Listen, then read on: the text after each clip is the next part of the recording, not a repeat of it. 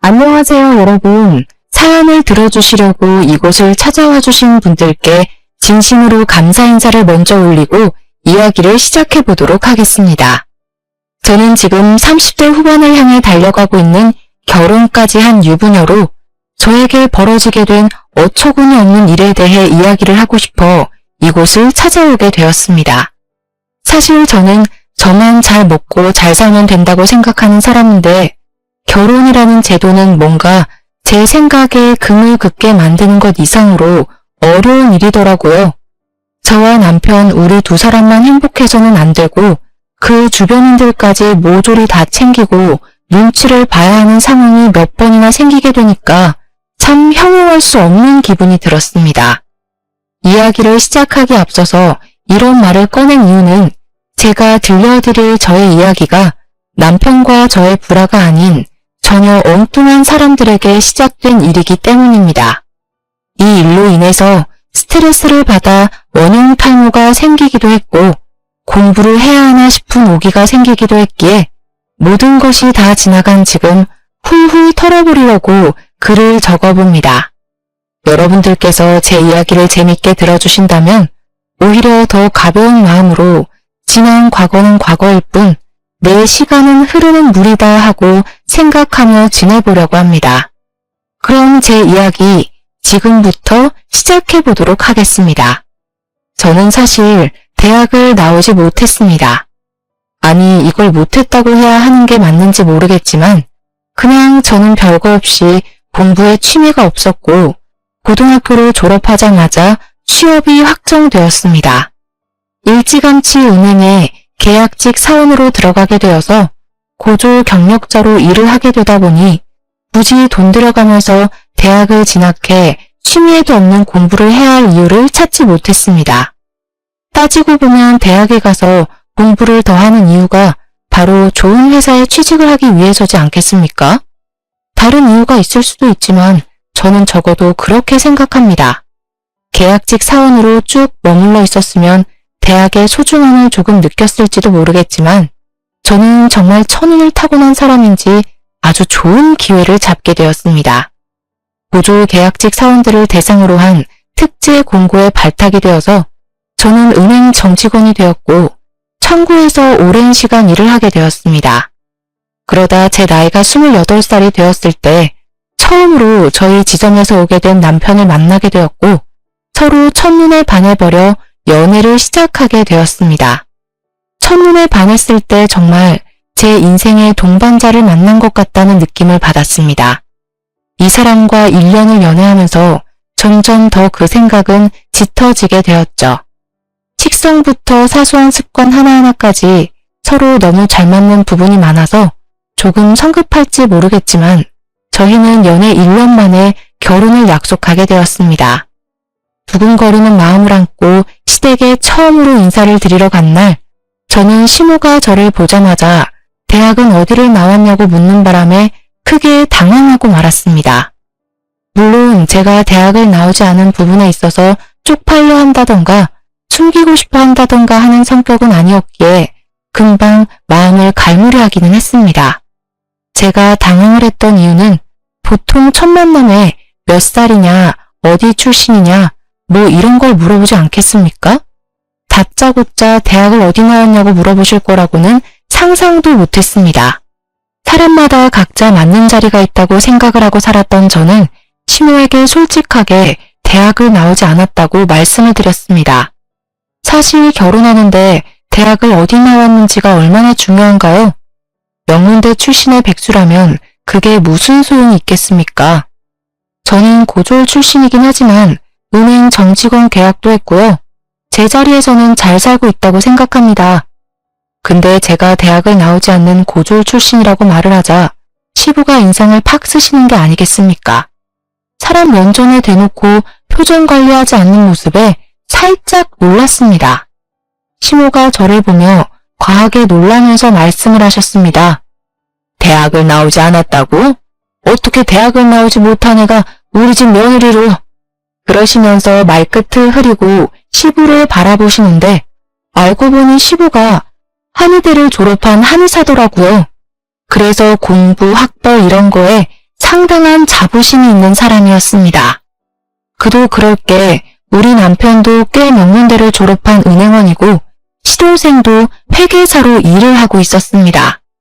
시댁 식구들이 전부 학벌이 좋은 편에 속하니까 아무래도 대학을 졸업하지 않은 제가 탐탁지 않아 보일 수도 있겠다 하는 생각이 들긴 했습니다. 시모는 그 이후에도 쉬지 않고 저에게 대학을 나오지 않은 것에 대한 질문을 쏟아내기 시작했습니다. 누가 보면 미리 질문지라도 준비할 줄 알았겠어요. 대학은 왜 안 나온 게야? 공부를 못했던 거야? 아니면 집에 돈이 없었던 거야? 아니에요, 어머님. 저는 그냥 고등학교를 졸업하자마자 은행에서 계약직으로. 뭐야? 계약직? 지금 계약직으로 일을 하고 있다는 소리야? 말이 끝나지도 않았는데 제 말을 잘라먹더니 너무 큰 소리로 계약직인 게 사실이냐고 남편을 한번 째려보고 저를 또 한번 보시고 하더라고요. 제 말을 끝까지 들어주셨더라면 이런 오해가 쌓이지도 않을 텐데 중간에 말을 잘라먹고는 저에게 해명 한번 해봐라 하는 태도로 일관하는 시부모가 참 경우없게 느껴졌습니다. 아니요, 저 지금 정직원이 맞고요. 아니 엄마, 보졸이면 어떻고 계약직이면 어때서 자꾸 잡아먹을 듯이 말을 하세요? 엄마는 고등학교 졸업장도 없잖아. 중퇴잖아, 중퇴. 학벌 가지고 뭐라고 물어뜯을 생각하지 말고 지금 어떻게 사는지 어떤 성품인지를 먼저 보시란 말입니다. 어떻게 어른이 되어서는 젊은 세대보다 보는 눈 없는 사람처럼 행동을 하세요? 저는 남편의 말에 솔직히 황당스러움을 느꼈습니다. 시모는 고등학교 졸업도 나중에 따로 검정고시를 봐서 인정받았다고 하더라고요. 본인도 학력이 그렇게 좋은 편이 아니면서 저한테 학력 가지고 한 소리 한 게 억울하게 느껴질 정도로 기분이 많이 상했습니다. 제 표정이 살짝 굳어지자 시모는 당황해하면서 본인의 변명을 하기 시작했습니다. 우리 때에는 여자가 공부는 무슨 공부냐 하면서 돈 벌어오는 게 당연하던 시대였다. 중졸로 사는 게 당연한 거였다. 이 말이야. 대학은커녕 고등학교에 진학하는 것도 사치였는데 요즘 시대는 그게 말이나 되는 소리니? 유학까지 턱턱 다녀오는 마당에. 그때부터 저는 시모의 말이 가소롭게 들리기 시작해서 아무 대꾸도 하지 않고 그냥 흘려듣고 있었습니다. 제가 별 반응이 없자 시모는 제가 자기를 무시한 거라고 생각이 들었는지 발끈하며 저를 계속 공격하듯이 말을 하시더라고요. 그래도 대학을 안 나온 건 좀 그렇구나. 지금 자기 자리에서 일만 잘하면 되는 거 아닐까요? 대학이 뭐가 중요하겠어요. 대학 나온다고 집안 살림 잘하는 건 아니잖아요. 제가 한마디 하자 시부모 둘 다 꿀먹은 벙어리가 되어서 괜히 헛기침만 하면서 식사를 하시더라고요. 어색했던 만남이 무색할 만큼 시간이 빠르게 흘러 저와 남편은 결혼을 하고 신혼생활을 만끽하고 있었는데 시작과 동시에 자꾸 시모가 저를 불러내기 시작했습니다. 저에게 말도 안 되는 시집살이를 시키곤 했는데 남편이 겉절이를 좋아하니까 매번 겉절이를 묻혀서 내놓으라고 강요를 하기도 했고요. 밥 먹는 시간만 되면 전화가 와서는 반찬을 뭘 먹냐고 저와 남편에게 대놓고 물어보면서 잔소리를 하기도 하셨습니다. 하루는 일이 바빠 배달 음식이라고 시켜 먹게 되면 어떻게 몸에도 안 좋은 환경 호르몬이 가득한 배달 음식을 시켜 먹을 수 있냐며 집에서 신부 수업도 안 받냐고 잔소리를 하셨고요. 비법 양념을 알려줄 테니까 시댁에 와서 요리를 배워가라고 하셨고 시골에서 과일 좋은 게 올라왔으니 과일 한번 깎아보라고 눈에 쌍심지를 켜고 지켜보기도 하셨습니다. 저에게 대학을 나오지 못했으니까 살림살이를 빨리 배울 수나 있을지 걱정이 된다면서 대학 타령을 하루 종일 하시는 게 아니겠습니까? 아니 대학에서 요리하는 법, 과일 깎는 법, 세탁기 돌리는 법이라도 알려준다는 건지 뭔지 하도 저한테 잔소리를 해대니까 저도 스트레스를 받긴 했는데 저보다 저희 남편이 더 스트레스를 받는 건지 있는 대로 신경질을 내면서 시모를 말려주었습니다. 그런데 그거 아시죠?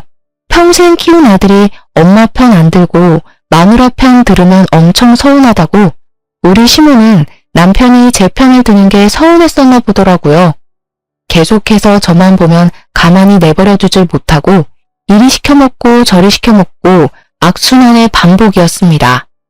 하루는 대학 타령하는 시모에게 제가 결국 참지 못하고 한마디 하고 말았습니다. 어머님, 경력이 중요한 거 아니겠어요? 그게 무슨 말이니? 어머님도 대학 안 나오셨는데 살림 잘하시잖아요. 이게 바로 경력이라는 거죠. 너 지금 나 무시하니? 제가 어머님을 왜 무시해요? 칭찬한 건데. 저랑 어머님이랑 둘 다 고졸이니까 저도 어머님처럼 잘하겠죠.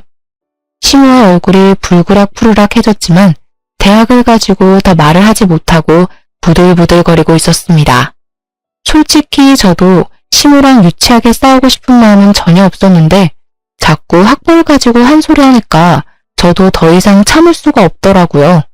그 이후에도 남편이랑 주말에 같이 시댁에 가면 한의사라는 부심이 있는 시부가 제 학벌을 가지고 한 소리 하고 싶어 하는 게 눈에 빤히 보였습니다. 하지만 저도 한 성격 하는지라 지지 않고 맞서기 시작했더니 저한테 대놓고는 말을 못하시고 시모한테 잔소리를 하시더라고요. 시모랑 저랑 같이 장을 보고 왔는데 물건값 계산이 잘못돼서 시모에게 다시 갔다 와야겠다고 말했더니 시모가 저를 나무라셨습니다. 너는 은행식이나 다니는 애가 이런 걸 똑바로 챙겼어야지.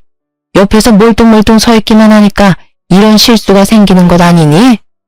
대학을 안 나와서 그런가 됨이 부족한가 보지. 어찌된 게 부부 사이의 사이가 아주 돈독하네. 둘 다 고졸이라 그런가? 그런 식으로 한의대 출신이라고 본인 스스로를 추켜 세우는데 솔직히 나이고 뭐고 저게 뭐하는 짓인지 아주 꼴불견이었습니다. 저는 결혼한 지 몇 개월 되지 않아 시댁에 가는 발길을 서서히 끊으려고 준비를 했습니다.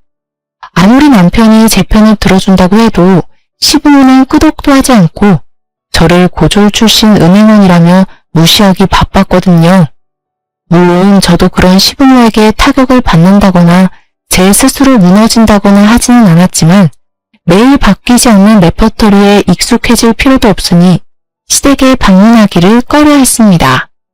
제가 별 트집을 잡히지 않으려고 은근히 시모가 시키는 일을 척척 해내고 있었는데 하루는 저에게 빨래를 어떻게 하느냐 물어보셔서 세탁기로 한다고 말씀을 드렸습니다. 그랬더니 건수를 잡았다는 얼굴로 저에게 빨래를 삶아야지 무슨 세탁기로 세탁을 하냐고 잔소리를 하는 게 아니겠습니까? 진짜 이러다가는 내과에 가서 방망이질해가며 빨래를 해오라고 시킬 것 같아서 요즘 세탁기에는 삶은 기능도 다 있다고 걱정하지 마시라고 했습니다.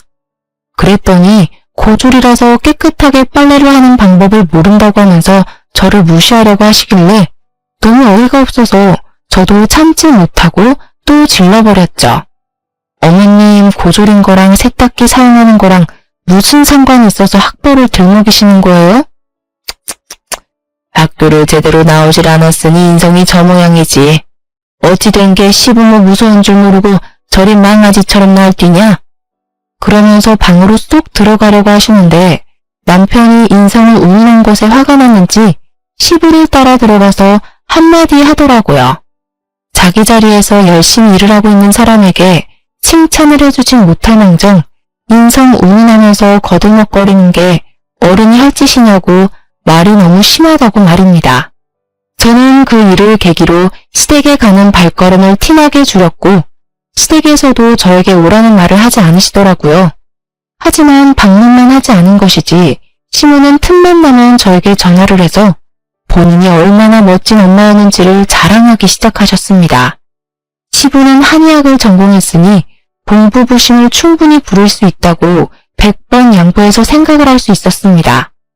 남편도 명문대 출신 은행원이고 시동생도 회계사니까요. 시부의 머리를 물려받았다고 생각할 수도 있는 부분이긴 한데 자부심은 시모가 100배는 더 부리고 있었습니다. 본인 아들들을 이 자리까지 키워놓은 게 다 자기가 쉴 틈 없이 외주를 해서 그런 거라며 저에게 고졸 출신이라 연봉도 적은 거 아니냐, 집에서 애나 키우고 살림이나 하라고 잔소리를 하셨습니다. 다른 건 몰라도 제 직업까지 거들먹거리니까 저도 어이가 없더라고요. 저 정직원 은행원이고 저도 남편도 저랑 같은 은행원이니까요. 어머님, 제 연봉이 얼마인지 아시고 그런 소리 하시는 거예요? 저 올해로 은행에서 일한 지 10년 차 됐어요. 제가 10년 차라고 말을 하니 시모가 또 어물쩍 넘어가시려고 하더라고요. 저희 남편이 저보다 연차가 더 적거든요. 물론 저도 계약직 직원으로 3년을 일을 하긴 했기에 정직원이 된 지는 7년 차이지만 굳이 시모에게 그런 이야기까지 일일이 말할 필요는 없으니까 10년 차라고 했죠. 본인도 고졸이면서 저에게 자꾸 고졸하는 게 스스로 마음에 걸렸던 건지 뭔지, 거기다가 시부가 평소에 시모를 학벌로 무시하는 게 눈에 보이긴 했거든요. 시부 입장에서는 저나 시모나 둘 다 고졸인 건 마찬가지였으니까요. 그래서 그런 건지 시모가 어느 날 갑자기 사이버 대학에 입학을 한 것입니다. 솔직히 그 나이에 사이버 대학에 입학을 한 시모가 존경스럽긴 했지만 자기가 이제 사이버 대학을 다니니까 저를 학벌로 더 무시를 하는 겁니다. 아직 졸업장을 받진 못했지만 대졸이라고 하면서 아니 근데 저도 마음만 먹으면 사이버 대학이야 당연히 입학할 수 있죠. 근데 이미 안정적인 직장에 있는 마당에 그것도 정년까지 버틸 수 있는 직장인데 제가 사이버 대학에 가서 어디다가 쓰겠습니까? 시간이 흘러 저희 부부가 결혼을 한 지 3년 차가 되었을 때 시동생이 결혼을 하고 싶은 여자가 생겼다고 이야기를 하면서 저희 부부에게 여자친구를 소개해 주었습니다. 시동생이 저와 나이가 같았는데 동서가 될 시동생의 여자친구 또한 저와 동갑내기더라고요. 시댁에 인사를 딱 왔는데 옷도 그렇고 생긴 것도 그렇고 너무 단정하게 차려입고 왔는데 시부가 흥미를 보이면서 직업이 뭐냐고 물어보았습니다. 예비동서는 아주 당당하게 본인 직업이 의사라고 이야기를 하는 게 아니겠습니까? 시부가 의사라는 말에 신이 나서 예비동서에게 살갑게 구셨습니다. 어이구, 우리 예비 며느리가 의사구나. 나도 의사인데. 우리 집안에 의사가 둘이나 되는구나. 입이 귀에 걸려서 껄껄 웃으시는데 저를 처음 봤을 때랑은 너무 다르게 동서를 대하는 모습에 속이 살짝 뒤틀릴 뻔했습니다. 제가 또 공부나 학벌 이런 걸 따지는 시부의 성격을 아니까 그냥 별소리 없이 조용히 있었는데 동서가 시부의 눈을 똑바로 바라보면서 이런 말을 하더라고요. 아버님은 한의사라고 들은 것 같은데 저는 그냥 의사예요. 그 말에 저랑 남편이랑 둘이 은밀하게 시선 교환을 했는데 둘 다 말하지 않아도 알아요. 딱 그 표정이었습니다. 예비동서의 성격이 장난 아니구나 하고 알게 된 시작이기도 했습니다. 당연히 동서의 말에 시부모님 두 분 다 당황했는데 예비동서는 마치 아무런 일도 없었던 것처럼 평온하게 커피를 마시고 앉아있더라고요. 그때 시모가 저에게 과일을 좀 내오라고 시키셨고 동서가 인사를 드리려면 잘하니까 잡일 정도는 제가 해도 되겠다 싶어서 과일을 깎아서 내왔습니다. 동서 앞으로 과일을 밀어주는데 저를 뻔하게 보더니 정말 가까이서 집중하고 보지 않으면 보이지도 않을 비웃음을 살짝 흘리는 게 아니겠습니까? 속으로 이게 무슨 표정이지? 지금 나를 비웃은 건가? 생각을 하면서 지금 제가 느끼는 이 묘한 분위기가 뭘까? 동서의 눈치를 살피고 있었습니다. 동행원이라던 형님 맞으시죠? 되게 순종적으로 사시는구나. 순간 제가 느낀 그 비웃음이 진짜 비웃음이었다는 걸 깨닫고는 예비동서에게 저도 똑같이 돌려주었죠. 곧 있음 제가 형님이 될 텐데 지금 순종적이라는 표현이 맞는 말인가요? 그리고 제 할 일을 했을 뿐이에요. 아, 할 일이 과일 깎는 일?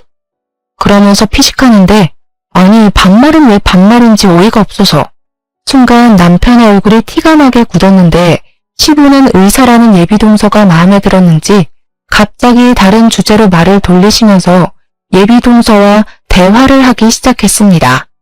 그 틈에 끼어들어서 남편이 예비동서에게 한 소리 하는 것 또한 모양새가 좋아 보이지 않았기에 저와 남편은 그 뒤로 시동생과 동서에게 관심을 끊었습니다.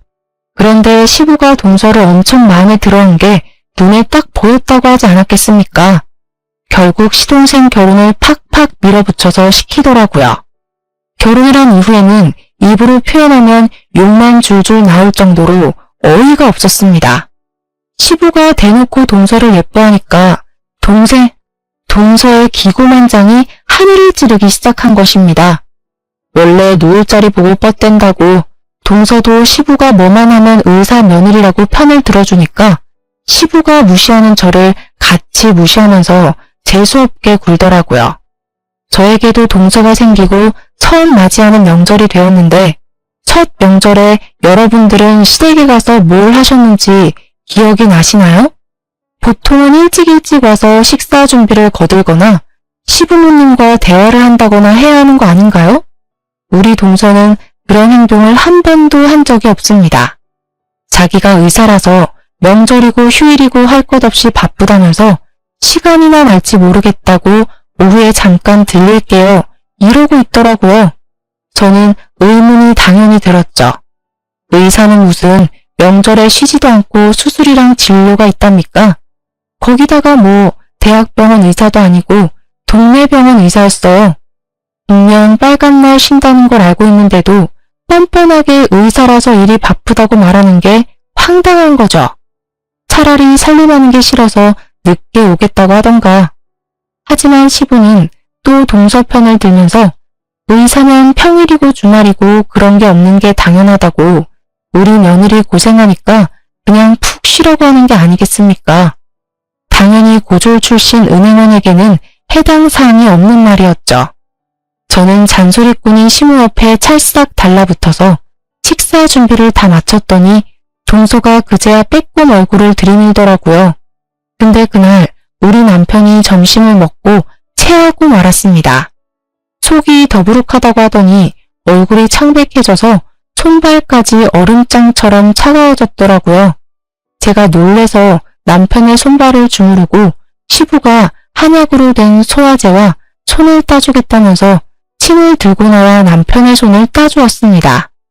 남편의 손에서 검붉은 피가 줄줄 흘러나오는 것을 보더니 동서가 기겁을 하는 게 아니겠습니까? 정말 한 글자도 틀리지 않고 이렇게 말을 하더라고요. 아니, 미개하게 왜 바늘로 손을 따는 거예요? 위장약 먹으면 금방 소화가 될 텐데 민간 요법이니 뭐니 하면서 침 놓는 거 정말 이해가 안 되네요. 아니, 시부한테 어떻게 미개하다는 표현을 쓸 수가 있습니까? 시부는 자기 귀로 들은 게 맞냐는 표정으로 동서를 바라보고 시모 표정도 완전히 썩어 들어갔습니다. 그것뿐이라면 사실 동서에 대한 이야기를 이렇게 줄줄이 늘릴 필요도 없죠. 동서는 바쁘다면서 명절이고 시부모 생신이고 뭐고 집안일에 도움이 되는 일은 한 적이 없습니다. 얼굴을 비추는 것도 모든 상이 다 차려진 다음에 마치 자기가 주인공인 것 마냥 뒤늦게 도착해서 말뿐인 사과를 건넬 뿐이었습니다. 제가 몇 번을 넘어갔지만 더 이상은 봐주면 안 되겠냐는 생각에 동서를 붙잡고 이야기를 했습니다. 아무리 그래도 명절이랑 시부모 생신 때는 제때 나타났으면 좋겠다고 말입니다. 형님, 손윗사람만 유세를 떨고 싶긴 한가 봐? 나 박간이라는 사람이야. 의사라고 의사. 남들이 어떻게든 며느리 붙잡고 싶어하는 사람이 바로 나라고. 동서가 의사인 건 잘 알지. 의사고 나부랭이고 뭐고 집안 행사에 늦지 말라는 게 어려워? 의사가 뭐 병원에서 진료만 보고 쉬는 줄 알아? 내가 바빠서 이런 시간도 겨우 내는 건데 앞으로 이 시간도 내면 안 되겠다. 제가 동서를 붙잡고 이야기를 하고 있었는데 뒤에서 시모가 이야기를 듣고 있었나 봐요. 어이가 없다는 듯이 허하고 헛기침을 내뱉자 동서가 시모한테 가르치듯이 어머님, 엿들이시면 안 되죠. 하는 게 아니겠습니까? 제가 동서한테 아무리 나이가 같다고 하지만 제가 손윗사람이니 반말은 하지 말았으면 좋겠다고 했더니 저에게 인상을 쓰면서 이게 말로만 듣던 시집살이냐고 묻더라고요. 누가 들으면 정말 제가 일방적으로 괴롭혔다고 생각하겠더라고요. 그 뒤로 동서는 2년이라는 시간이 흐르는 동안 집안 행사에 참여하다기보다 돈으로 해결을 하려고 했습니다. 시부가 한의사로 오래 일을 했고 한의원 운영이 잘 돼서 돈이 부족한 살림은 아니었단 말입니다. 그런데도 당당하게 동서는 돈봉투를 들이밀더라고요.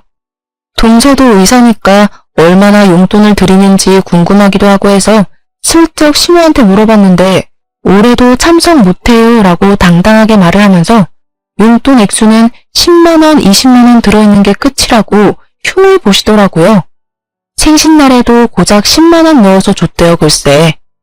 시부모가 오죽하면 그 돈봉투를 돌려주면서 차라리 제때 와서 일을 하고 거들었으면 좋겠다고 했더니 동서가 자기는 의사라 바빠서 안 된다고 딱 잘라 말하더래요. 시부가 열이 받아서 나도 의사야 했더니 동서가 깔깔 웃으면서 양약이랑 한약이랑 같냐고 대묻는 바람에 시부 넋이 완전히 빠졌다고 했습니다.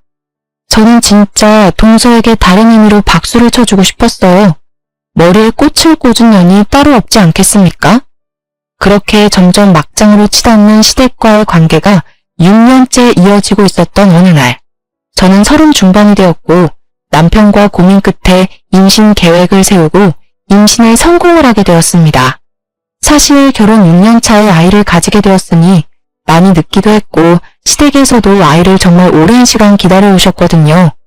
바로 이야기를 할까 말까 고민을 하긴 했지만 아직 안정기에 접어들지 않았으니 초기 단계에는 비밀로 하는 게 오히려 좋겠다는 생각이 들었습니다. 그런데 때마침 시부모님이 저와 남편을 불러서는 왜 임신 소식이 없는 거냐고 서로 몸에 이상이라도 있는 거 아니냐고 물어보셨습니다. 그런데 타이밍도 기가 막히게 그날 저녁에 동서가 평소에 절대로 먼저 방문하지 않는 시댁에 방문을 해서는 의기양양하게 임신 소식을 전하는 게 아니겠습니까? 저를 바라보면서 마치 일부러 안쓰럽다는 식으로 이야기를 하는데 딱 봐도 저에게 자랑을 하고 싶어서 안달난 사람처럼 굴었습니다. 형님네가 아직 아이 소식이 없는 걸 봐서는 좀 문제가 있으신 게 아닌가 싶기도 한데 저희라도 빨리 아이를 가져야 하지 않겠어요? 아, 형님 다음 주 토요일에 혹시 무슨 일 있으세요? 제가 그날 출근을 해야 돼서 이삿짐 들어오는 걸 봐줄 사람이 없거든요. 저희가 아이도 생기고 해서 큰 집으로 이사 가기로 했어요. 지금 동서 이사하는데 나한테 이삿짐 들어오는 걸 감시하라는 이야기야? 다 들어놓고 뭘 자꾸 물어보세요. 형님 좋다는 게 뭐예요? 와서 좀 도와주세요. 입주 청소도 좀 해주시고요. 어차피 할 일 없으시잖아요. 제가 너무 기가 막혀서 동서를 때려봤더니 갑자기 뭔가 깨달은 것 같은 표정을 지으면서 피식 웃는 게 아니겠습니까? 아, 제가 수고비 드릴게요. 섭섭치 않게. 그러더니 지갑에서 5만원짜리 2장을 꺼내서 제 손에 쥐어주는 게 아니겠습니까? 제가 5만원짜리 2장을 가만히 보고만 있으니 동서가 웃으면서 뭐 하냐고 받으라고 하더라고요. 그 순간 진짜 이성이 끊어지는 소리가 뚝 하고 들리면서 눈이 확 돌더라고요. 제가 동서 하면서 부르는데 남편이 정말 열이 엄청 받았는지 시동생의 멱살을 잡고 주먹을 날려버렸습니다. 시부모도 시동생도 동서도 다 놀라서 남편을 쳐다보더라고요. 야, 학벌 좋은 의사는 뭐해? 인성이 쓰레기인데. 어디서 저런 여자를 마누라랍시고 데리고 다녀? 입주 청소가 뭐가 어쩌고 어째? 5만원짜리 2장 가지고 지금 무슨 생색을 내는 거야? 세상 물정 너무 모르네. 아주버님, 아무리 그래도 저희 남편 얼굴에 주먹질한 거 사과하셔야 할 거예요. 와, 진짜 뚫린 입이라고 아무 말이나 하네. 내가 차마 임신한 여자는 못 때려서 어쩔 수 없이 이 새끼를 때리긴 하는데 앞으로 재수씨 조심 좀 하고 살아. 알겠어? 너네 밑에서 자랄 애들 인성이 벌써부터 눈에 훤하다. 저는 남편이 저 대신에 시동생에게 주먹질을 해줘서 너무나도 고마웠습니다. 안 그랬으면 제가 임신을 한 몸으로 임산부의 빵을 때릴 뻔했지 뭐예요.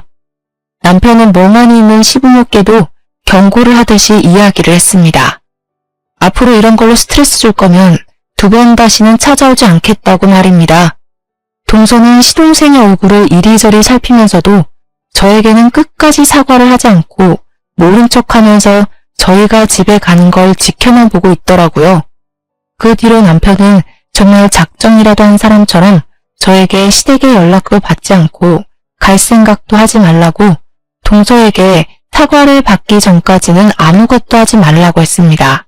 저는 임신 7개월이 될 때까지 시댁에 아무런 연락도 하지 않은 채 지냈고 친정에서는 그 사실을 다 아시고는 2배로 저를 더 챙겨주시려고 하셨습니다. 친정 부모님께서 저에게 육아용품을 선물해주고 싶다고 하셔서 같이 큰 컨벤션 홀에서 육아용품이 죄다 모아파는 박람회에 참석하게 되었습니다. 거기서 이거저거 신기한 육아용품의 신세계를 맛보며 구경하고 싸게 살 수 있는 상품들을 충동 구매도 하는 시간을 보내고 있었습니다. 그런데 옆으로 낯이 익은 사람이 쓱 지나가는 게 아니겠습니까? 제가 잘못 봤나 싶어서 슬쩍 다시 시선을 돌렸는데 아무리 봐도 저희 동서가 거기 있더라고요. 제가 계속 힐끔힐끔 쳐다보고 있으니 저희 친정어머니께서 아는 사람이냐고 물어보셨고 우리 동서 같다고 마지막 소식이 임신했다는 것이었는데 여기 온 것 같다고 했습니다. 저희 어머니께서는 아무리 그때 좋지 않게 마무리가 되었다고 해도 인사는 해야 하는 거 아니냐고 하시더라고요. 하지만 워낙 사람이 많고 시끄럽기도 하고 하니까 동서는 제가 근처에 왔다는 것을 꿈에도 모르고 있었습니다. 거기다가 동서는 물론 시댁에서도 제가 임신을 했다는 걸 모르고 있었기 때문에 그 장소에 제가 앉을 거라고는 상상도 못한 거죠. 그리고 저는 여기서 아주 이상한 상황을 목격하게 되었습니다. 글쎄, 동서 옆에 웬 모르는 남자 하나가 있지 않겠습니까? 처음에는 멀리서 보고 시동생인 줄 알았는데 아니더라고요. 시동생 체형과 완전 다른 처음 보는 남자와 같이 있더라고요. 근데 둘이 팔짱을 꼭 끼고 있는 겁니다. 저는 몇 번이나 눈을 비벼서 확인했고 친정 어머니께서는 결혼식 날 보고 보지 못했던 시동생의 얼굴이 가물가물한지 사돈총각 맞냐고 물어보시더라고요. 저는 멍한 얼굴로 친정 어머니께 우리 시동생이 아니라고 처음 보는 사람이라고 말을 했더니 저만큼 화들짝 놀라시는 게 아니겠습니까? 둘이 무슨 연인 사이인 것 마냥 다정하게 육아용품을 보고 남자가 계산도 해주고 하길래 저는 놀래서 일단 사진을 찍어 두었습니다. 저랑 동서가 비슷한 시기에 임신을 해서 그런지 막달 출산 예정일까지도 며칠 차이가 나지 않게 접하게 되었는데 2주일 정도 차이가 있었습니다. 임신 막달이 되어서야 남편이 시댁에 제가 출산을 앞두고 있다는 소식을 전했고 시부모님은 아닌 척하면서도 손주 성별이 뭔지 건강한지 궁금해 하셨습니다. 그런데 동서가 예상보다 훨씬 일찍 진통이 왔고 저도 같이 진통이 오는 바람에 같은 날 병원에 가서 출산을 하게 되었습니다. 정말 운명의 장난이죠.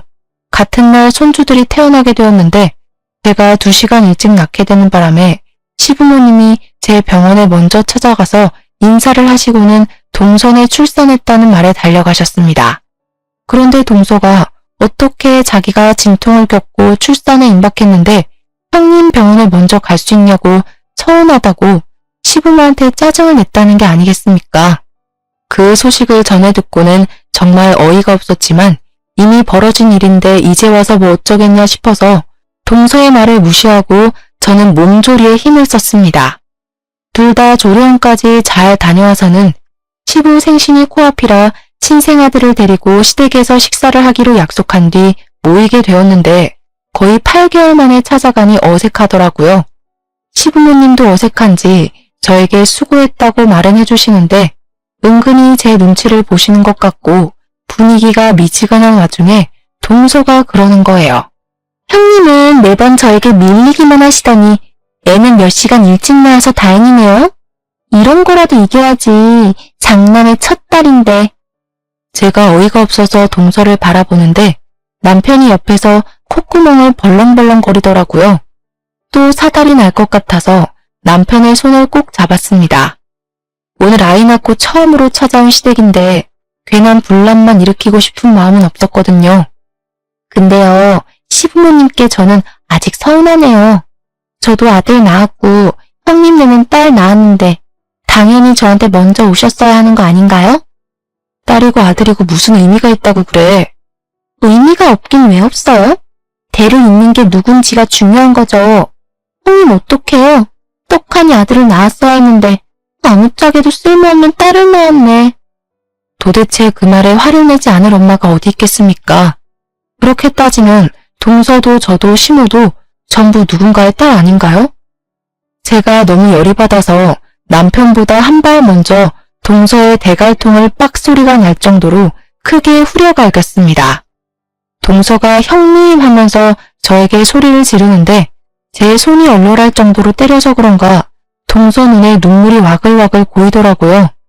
저는 더 이상 이 아나무인한 동서의 행태를 봐줄 수 없다는 생각에 열이 받아서 육아 박람회에서 찍었던 사진을 동서에게 들이밀었습니다.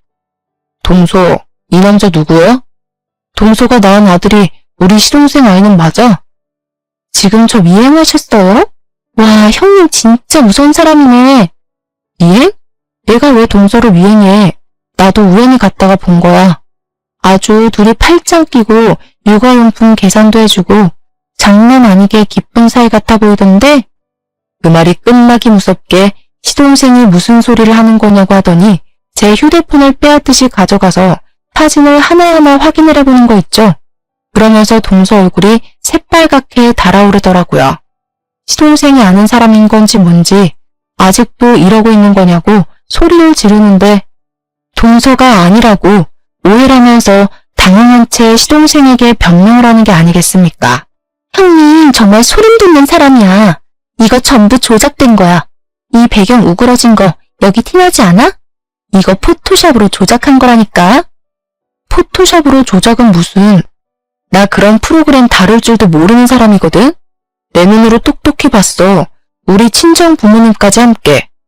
그러자 시동생이 완전히 큰 목소리로 동서를 쥐잡듯이 잡으면서 지금 누워있는 저 애가 자기 자식은 맞는 거냐고 의심이 가득한 말로 추궁을 하는 게 아니겠습니까?